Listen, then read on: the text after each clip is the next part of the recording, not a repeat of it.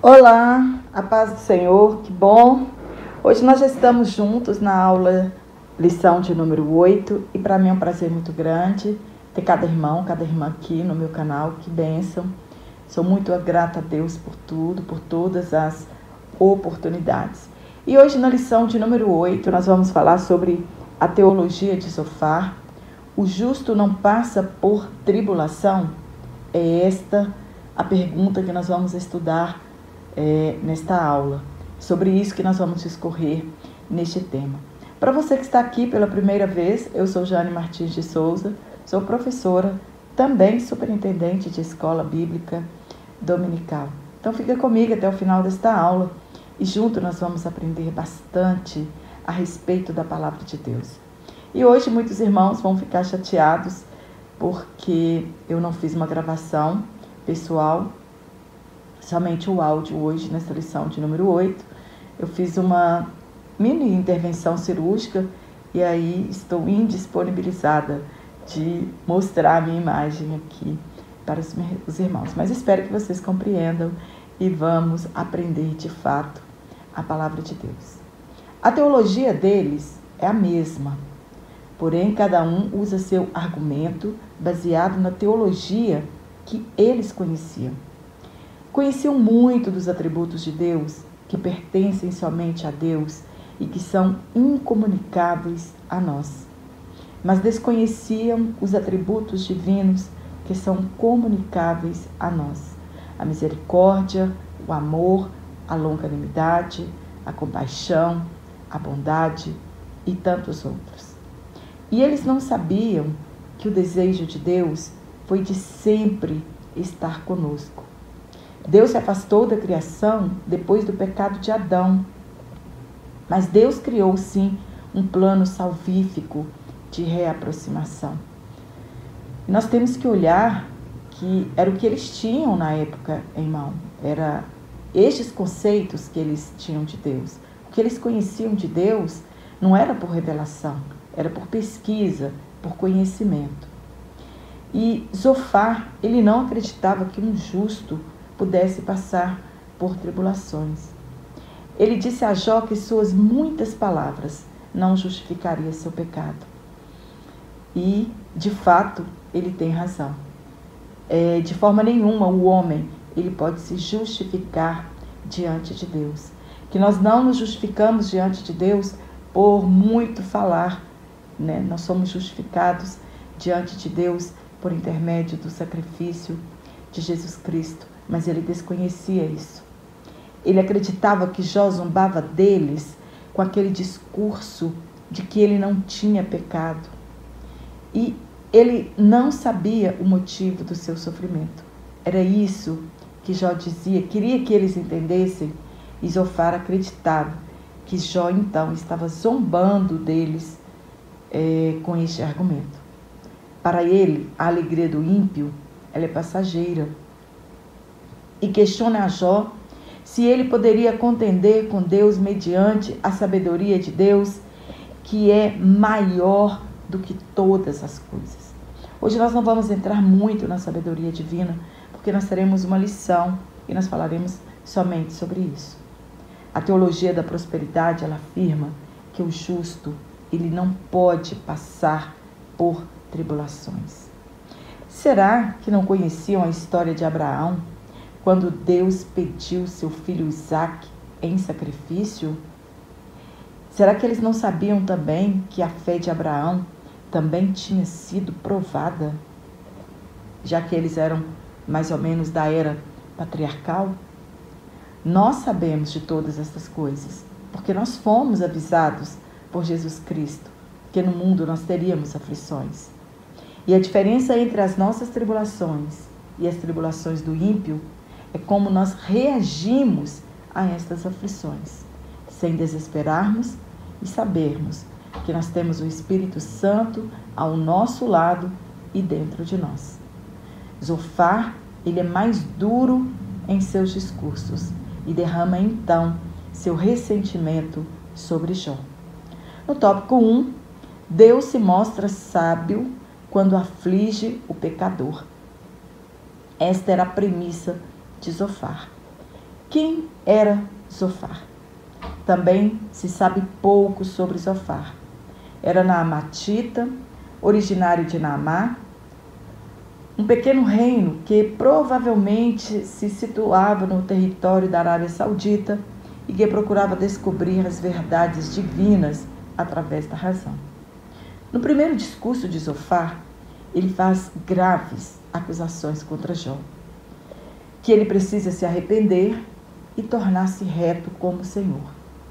Ele também não consegue penetrar no sofrimento de Jó. Os amigos de Jó foram duros demais com ele, insensíveis quanto ao sofrimento dele. Eles, na verdade, não queriam entender que a teologia estaria mudando a partir de Jó, que Deus estivesse provando a Jó, e eles não foram solidários em sua dor. Jamais eles acreditariam, se Deus não intervisse na história, que Deus estava trazendo algo novo para eles naquele tempo. O conceito que eles tinham de Deus era que Deus era duro demais, rigoroso em seu julgamento e era um Deus inacessível. Em Deus ser inacessível para eles naquele tempo, em parte sim é real. Nós sabemos que nós só temos acessibilidade a Deus por intermédio do nome de Jesus Cristo. A nossa amizade, a nossa comunhão somente foi reatada com Deus por intermédio do seu Filho, Jesus Cristo. Então, realmente, para eles, naquele tempo, Deus sim, ele era inacessível. Enquanto eles chamavam Jó de ímpio, Deus dava testemunho a respeito dele e o chamava de homem íntegro e reto. Zofar, então, ele enaltece a Deus em seu primeiro discurso, exalta a sabedoria de Deus, acusa a Jó de que Deus esqueceu-se de alguns dos seus pecados. Então, Jó não estava sendo punido à altura, né? Jó teria que agradecer ainda, porque Deus talvez tenha esquecido de algum dos seus pecados.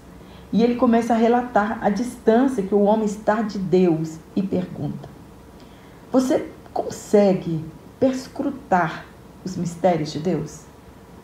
Você consegue sondar os limites de Deus? Ele acreditava que Jó, com aquele discurso de que era inocente, estava zombando de Deus. Então ele insiste para que Jó confesse o seu pecado. Então Deus devolveria tudo para ele. Deus se voltaria para ele e devolveria tudo que ele tinha perdido. Era esta a teologia que ele cria. Para Zofar, o ímpio era punido imediatamente e o justo teria descanso. Quem dera se fosse desta forma. E Jó responde então que o ímpio prospera, não tem fome, tem fartura, e mesmo provocando a Deus, estão seguros. Mesmo os idólatras que carregam seus deuses em suas mãos. E não é isso que muitas vezes nós olhamos e questionamos com Deus? Quantas pessoas, travam esse embate na oração com Deus? Por que os idólatras prosperam? Por que os pecadores prosperam e os justos estão sofrendo tanto? Que tudo dá errado para você? E olhando a vida do ímpio, ele vive regaladamente. E afirma que sim, é Deus que realmente tem poder, tem sabedoria, e a ele pertence o conselho e o entendimento. Ele afirma que todo o sofrimento está arraigado no pecado e que ele deveria confessar. Imagina um homem cheio de dores e de dúvidas e buscando o socorro do alto. Nós falamos na aula passada que Jó então desiste de buscar recurso aqui na justiça terrena e passa então a desejar um mediador. Como ser tão atacado pelas pessoas, dizendo que o sofrimento dele estava arraigado no seu pecado e que ele deveria confessar algo que Jó declara que não tinha feito. Então Jó começa a declarar em seu discurso que ele está sendo motivo de zombaria. Jó suplica a Deus que ele mostre os seus pecados, e ele sabia que somente vivemos o tempo determinado por Deus. Quanta sabedoria divina este homem tinha, Jó, ele tinha. O quanto ele tinha de Deus em seu conhecimento. E ele queria que Jó chegasse à conclusão, Zofar queria que Jó chegasse à conclusão que Deus estava sendo sábio em puni-lo e que seu sofrimento era um tipo de expurgação dos seus pecados. É como se ele estivesse se autopurificando com o seu sofrimento, como se a doença, ou as provações, ou as tribulações nos purificasse de nossos pecados. Nós sabemos que nenhuma obra, que nada que aconteça na nossa vida tem o poder de nos purificar, que não seja o sangue de Jesus Cristo. E ele diz para Jó que ele tinha de concordar, que Deus estava sendo sábio em castigá-lo. Quantas pessoas também são julgadas por causa dos seus sofrimentos. E alguns de fora dizem que a pessoa fez algo para sofrer tanto assim. Muitas das vezes as pessoas são cruéis demais umas com as outras e dizem: olha bem lá no fundinho, se você não fez alguma coisa, se não aconteceu alguma coisa, para que tenha vindo tantas sofrimentos e tribulações na sua vida. O que dizer de homens que Deus usou para falar com Israel e usou as suas vidas, e eles sofreram humilhações, escárnios e sofrimentos? Oséias, Jeremias, Ezequiel e tantos outros, e mantiveram firme a sua fé, como Jó fez. Esperou em Deus que o livrasse daquela situação. Muitos, em lugar de Jó, teriam desistido de acreditar em Deus, ou para receber tudo de volta, teriam confessado algo que não tenham cometido. Todos seus amigos, tentando se passar por sábios, querendo representar Deus em seus discursos. E hoje é o que mais encontramos. Pessoas querendo representar Deus aqui na terra. Falando em nome de Deus, quando Deus não falou. Mudando as doutrinas bíblicas. Mudando a palavra de Deus. Estão aqui representando a Deus. Jó, então, descobriu que era puro charlatanismo. E hoje, o que mais tem são os charlatões da fé.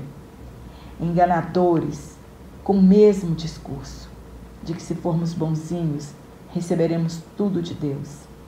São aproveitadores da fé alheia. Não entrarão no céu e estão impedindo, com seus discursos fracassados, longe de Deus, longe da palavra de Deus, estão impedindo que milhares de pessoas também alcancem o céu. Distanciam-se de Deus com seus discursos. Para eles, Deus era inacessível, mas Jó confiava na sabedoria divina. Ele queria defender-se diante de Deus. A teologia de Zofar era o deísmo que prega que Deus criou tudo e abandonou a sua própria sorte. Que Deus não interfere na história da humanidade. Ele desconhecia o nosso Deus, que sempre desejou relacionar-se conosco e, por fim, habitar em nosso meio. Se não tivéssemos a certeza de que Deus move-se ao nosso favor, a quem nós recorreríamos? Para ele faz humildade. A nossa relação com Deus é apenas mercantilista. É o toma lá da cá. Enquanto que para Zofar, a transcendência de Deus, os seus atributos que revelam a superioridade de Deus em relação à sua criação, a eternidade, por exemplo, o deixa muito distante de suas criaturas e que Deus não lhes presta atenção. Mas nós sabemos que por intermédio dos atributos de Deus, a onipresença, a onipotência, a onisciência, Deus se relaciona conosco. E nós sabemos sim que Deus se importa conosco, nos assuntos grandes ou em assuntos pequenos. O que nós temos a certeza é que Deus cuida de cada um de nós, nos mínimos detalhes. Ele revelou o destino dos grandes impérios na grande estátua de Nabucodonosor. E não faltou farinha na casa da viúva. Nós cremos em um Deus que cuida de nós nos mínimos detalhes. Assim como Deus está atento ao governo mundial, Ele está atento às mínimas coisas que acontecem na vida particular de cada um de nós. Que bom que nós temos um Deus no céu e que Ele não vê como o homem vê e que Ele habita com os contritos de coração. Davi disse que é melhor cair nas mãos do Deus vivo, pois Ele tem misericórdia de nós. No segundo tópico, a conversão como resposta à aflição. Primeiro ponto, purificação moral. Para Zofar, o que bastava para Jó era o arrependimento e a conversão. E que ele deveria seguir 3 passos: conduta correta, oração e renúncia do pecado. Mas não é isso mesmo que o pecador deve fazer? Sim, isso mesmo, mas sem legalismo, sem esforço humano. É pela graça de Deus que nós alcançamos o favor imerecido para o perdão dos nossos pecados. Jesus encontrou esta mesma prática entre os fariseus e saduceus. No Antigo Testamento, o que importava não era o interior, e sim a prática exterior. Era disso que Zofar estava dizendo: legalismo religioso. Que o que mais importa são as nossas atitudes exteriores do que as nossas reais motivações. E Jesus Cristo, quando Ele veio, intensificou a lei dizendo que nossas atitudes exteriores, elas têm de estar de acordo com nossas atitudes interiores. Quando Zaqueu decidiu devolver o que defraudou das pessoas, o que o motivou a fazer isso? Quando Judas quis devolver o dinheiro que recebeu por entregar o Messias, o que realmente o motivou a fazer isso? É isso que importa para Deus. Legalismo é o estilo de vida de pessoas que acreditam que o cumprimento das regras torna o indivíduo merecedor do favor e da salvação divina. Acreditam que o cumprimento das regras torna o indivíduo merecedor do favor e da salvação divina. Este pensamento não é bíblico e ele foi duramente condenado por Cristo. Nós temos o exemplo quando Jesus citou o fariseu e o publicano. E quando eles acreditaram que Jesus não podia curar no sábado, Jesus desmascarou o legalismo dele. E hoje, o legalismo tem destruído muitos ministérios e, infelizmente, muitas pessoas. Jó fica angustiado, desanimado, quando Zofar tenta fazê-lo negociar com Deus a sua condição para ser livre de suas aflições.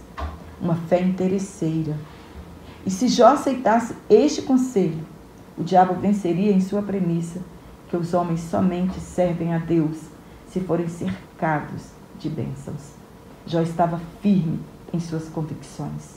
Ele tinha convicção de sua integridade e não se venderia por bens espirituais ou por bens materiais, assim como Daniel e seus amigos não trocaram a sua convicção com os manjares deste mundo.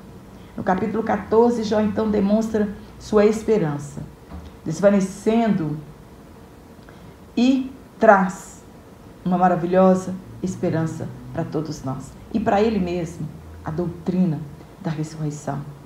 Ele evoca a Deus dizendo que não há sentido viver sem que haja uma esperança futura. Será que é assim mesmo? Morreu e tudo acabou? Então ele diz: se há esperança para uma árvore cortada, não haverá esperança para nós? Teremos todos o mesmo destino? Morreu e tudo se acaba? O ímpio e o justo irão para o mesmo lugar? Para ele, esta era a condição humana.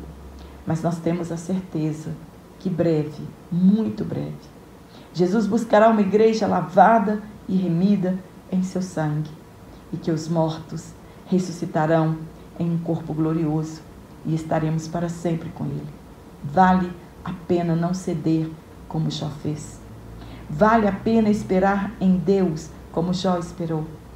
O sofrimento daqui, ele não se compara com a glória que está preparado para nós. Muitos vivem como se não houvesse um amanhã com Deus, uma eternidade com Cristo.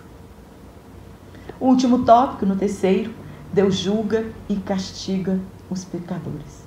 Isto nós sabemos que é verdade e está descrito na palavra de Deus. No ponto 1, o castigo dos maus. O discurso de Zofar, em parte, é verdade, pois o triunfo do ímpio, ele é passageiro. Estamos aqui de passagem. E o triunfo que o justo aguarda, ele vai além desta vida. É quando o nosso nome soar naquele grande dia. É quando nós sermos achados, inscritos no livro da vida. Muitos trocam as glórias do porvir por uma glória passageira. E Zofar começa então a relatar o destino final dos ímpios. Ele diz que Deus conhece o que há no coração do homem. E aqui no capítulo 20 ele relata o final trágico dos ímpios. Mas ele não conhecia a graça de Deus. Ele não conhecia a misericórdia de Deus. Para ele não havia refúgio para os ímpios e seriam todos destruídos por Deus. E realmente, não existe mesmo refúgio contra a ira de Deus. Se nós não formos e se nós não nos abrigarmos, é Cristo. Somente Jesus, somente Ele pode nos proteger das tempestades e nos esconder até que tudo passe. Que o discurso de Zofar sirva de advertência para nós, para que sejamos reverentes e não que nos consideremos pequenos diante de Deus. Devemos ter a confiança de Jó, que não renunciou à sua integridade, e nós devemos seguir esta mesma justiça, esse mesmo caminho, seguir esse mesmo exemplo. Não podemos deixar de confiar em Deus diante das adversidades. Zofar, ele tinha orgulho da sua prosperidade, ele tinha orgulho de estar bem de saúde, desprezava Jó por causa da condição em que ele se encontrava, doente e miserável. E muitos, infelizmente, também são desprezados por estarem doentes ou mesmo por causa da sua situação financeira. Mas Jó via de outra forma. Ele acreditava que o ímpio prosperava sim, que o ímpio não sofria, que o ímpio gozava de todo o bem na terra e que Deus não faz separação entre abençoar o ímpio ou o cristão. A chuva, o sol, o ar, tudo é distribuído igualmente, tanto a um quanto ao outro. Existirão pessoas que nunca saberão o que é dificuldade ou pobreza e ainda por fim herdarão a vida eterna. Mas isso não cabe a nós questionar. Mas infeliz daquele que rejeitar a única oportunidade de salvação que nós temos aqui por intermédio de Jesus Cristo. E se assim não o fizer, receberão a condenação eterna. A partir daqui, Jó começa a ter uma serenidade em relação ao discurso dos seus amigos.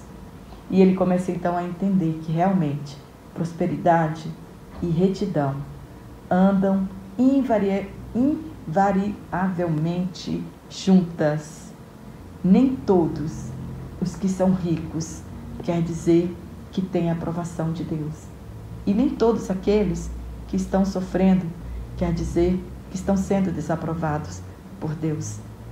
E Jó descobre que nem sempre a maldade dos ímpios ela será castigada, mas os justos um dia, com certeza, herdarão a vida eterna e estarão para sempre com Ele nos céus. Amém? Espero ter te ajudado com este comentário. Se você gostou, dá um curtir aqui na minha aula, compartilhe em suas redes sociais, se inscreva no meu canal e eu te aguardo aqui na nossa próxima aula, se Deus assim nos permitir, então.